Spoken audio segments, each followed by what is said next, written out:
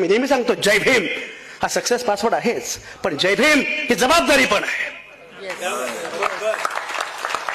जय भीम ही जबाबदारी पण आहे. मी तुम्हाला म्हटलं ना मगाशी, बाप विकणाऱ्याने जय भीम म्हणायचं नाही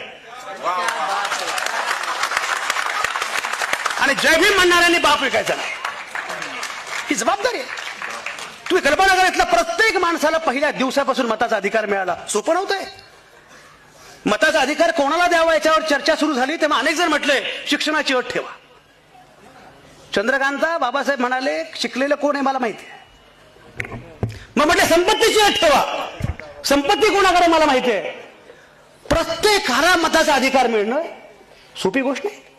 जगाच्या इतिहासामध्ये भारत हा एकमेव देश आहे की जिथे न लढता, न झुंजता, न भांडता मताचा अधिकार प्रत्येकाला मिळाला.